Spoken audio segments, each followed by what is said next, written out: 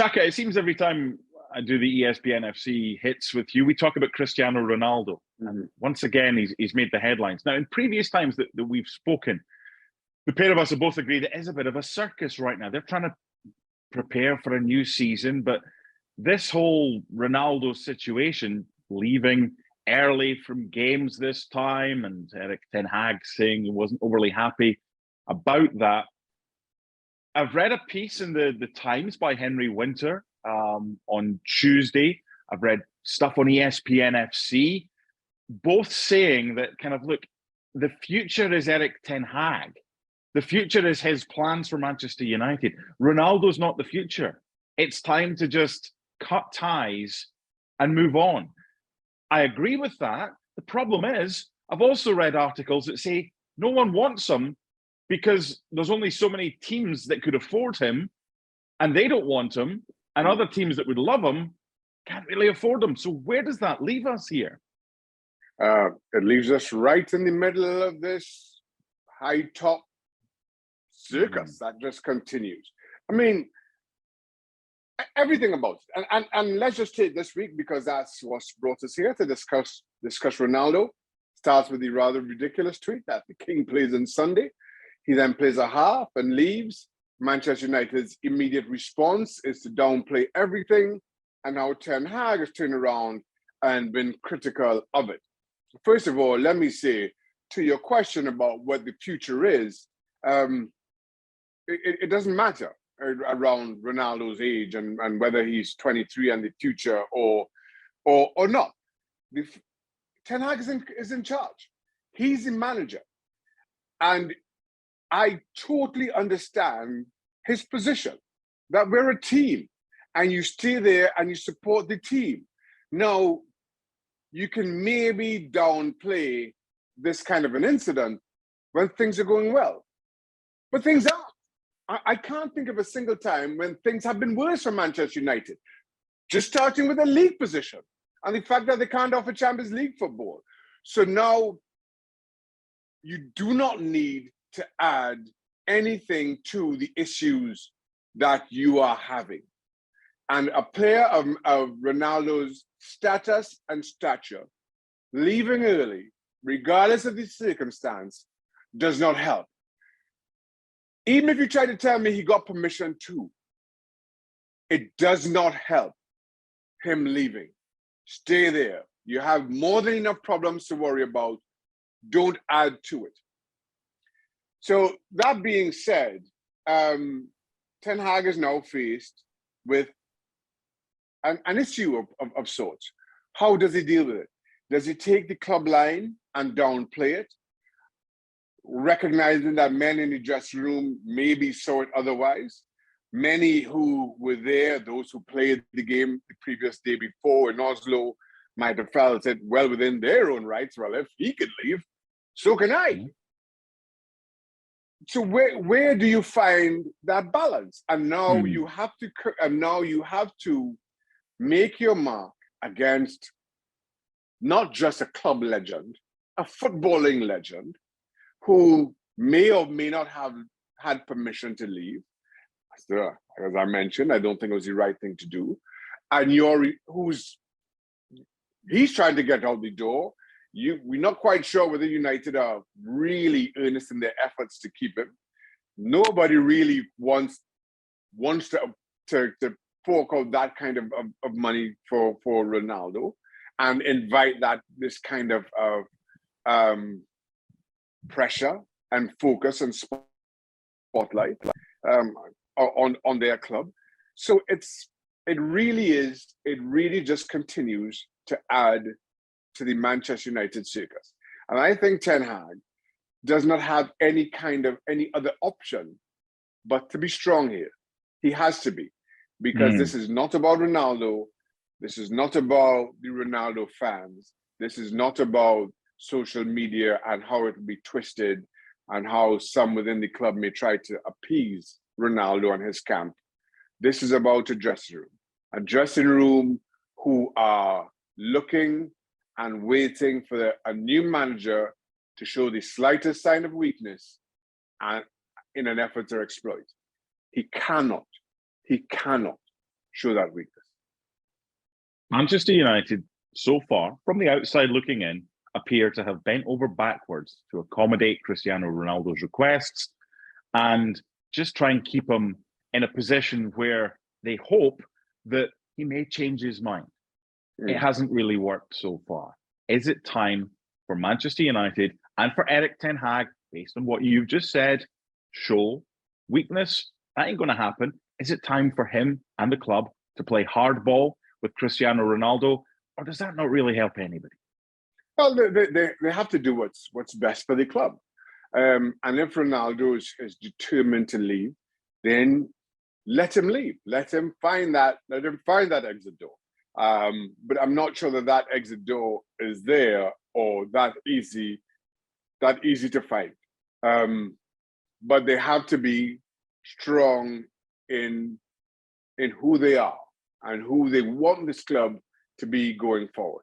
Because we've had this discussion before, Mark. Players in the dressing room, the slightest sign of weakness from a manager, they will take advantage of. You do not get that weakness from Sir Alex Ferguson. Never did, regardless of the players, the egos that came through that door. He was always in charge. You could probably say that may not have been the case with some of the other managers. I know that's a broader discussion. I don't mean for anybody to start shouting at me about other managers and what they did or didn't do. I'm just saying that if you're Manchester United, you have to back your manager. If you're the manager of any football club, you cannot show weakness, because I will speak on behalf of every footballer. You show that weakness, footballers will exploit it. A lot of words have been written, a lot of words have been spoken about this. What hasn't really been written about or spoken about just yet? While everyone else is yinging, we should be yanging. Let's look ahead. Let's give you a scenario. Transfer window closes. Many clubs would want Ronaldo, but not many can really afford him. So he's still a Manchester United player who wanted out, who wants to play Champions League football, and he's not getting his way. He is under contract. This is the key thing. You're talking about the strength of Erik Ten Hag, and you're totally correct. Cristiano Ronaldo's got a year left on his contract, right? So if that transfer window closes and he is still a Manchester United player, is there a danger that his professionalism, which I don't think you can question, certainly on the pitch, is there a danger that toys could get chucked out the pram? Or would you have faith that even though he's huffy and didn't get what he wanted, i.e. a move away, if he's still a Manchester United player, when the transfer window closes, are you confident that Cristiano Ronaldo would do what he does and does very well and be an integral part of that Manchester United team, despite not really wanting to be there because he's not getting Champions League football? I think the one thing that you can guarantee if Ronaldo stays is that he scores goals. The challenge is that also comes with Ronaldo when he's unhappy, the on-the-field remonstrations and the throwing up of the arms and the body language that I think at times are far too much of a distraction. That given his standing within the game, given his standing at that football club, is a liability when he gets in that mood. I think there are certain clubs that could kind of absorb that and move on without much incident, without much discussion afterwards. But I don't think Manchester United right now in that dressing room are one of those clubs that just kind of accepts the remonstrations and ignores them. So that is a challenge for Ten Hag. If he can get Ronaldo, at least on the pitch, to play the part that's needed. And when I say play the part, I don't mean score. I don't mean just score goals, because he will. I mean really bring everybody in, really be the leader that this club needs.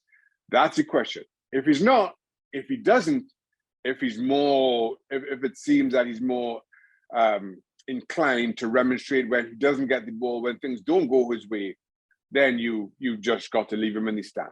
You just get to absorb that hefty salary that you're paying him and accept that this is just a down payment on moving past the era of Cristiano Ronaldo. Interesting point that you make. about whether his behaviour or on-field or whatever isn't what they request, you put him in the stand. As a former footballer, Shaka, as a teammate, when you know your best player, a player that can get you your win bonuses, you might not be the star of the team, but the star is the guy who's going to help you get paid for bonuses, for whatever. Do you want him in your team, given everything that goes on, the histrionics, the circus, but he is your best player? Do you have respect for him still when he does that? Or are you backing the manager and say, you know what, we're all in this together. And if he's not, then he can sit in the stand. How are you thinking about that as a teammate of his? Me, as a player, I'm backing the manager. I am not at all in favor of the on-field remonstrations. I am not at all in favor of you being anything but 100% committed to the game, to the team, and to your teammates. When you remonstrate as you do, you are dragging your teammates down. When somebody makes a mistake and a player like Ronaldo throws his arms up in the air, the entire focus of, at the very least in the moment, the stadium is on that player. And that's taken away from that player. And I do not believe, I do not believe or will ever support such a thing. The bigger picture to that as well is, for argument's sake, Marcus Rashford, his name comes to mind first. Let's say Rashford discovers his form again and scores 25 goals this season. Let's say Ronaldo moves on, and by Christmas time next season, he's got another 15 goals in the bag. And somebody plays a bad pass to him. What's stopping Marcus Rashford from throwing his arms up in the air and remonstrating in the way that Ronaldo was allowed to do 12 months earlier, if he is?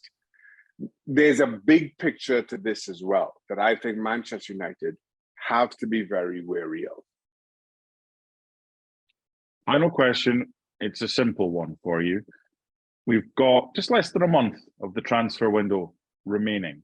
I'm not going to ask you where you think he'll go if you do think he's going to leave Manchester United, but will Cristiano Ronaldo still be a Manchester United player when this transfer window closes?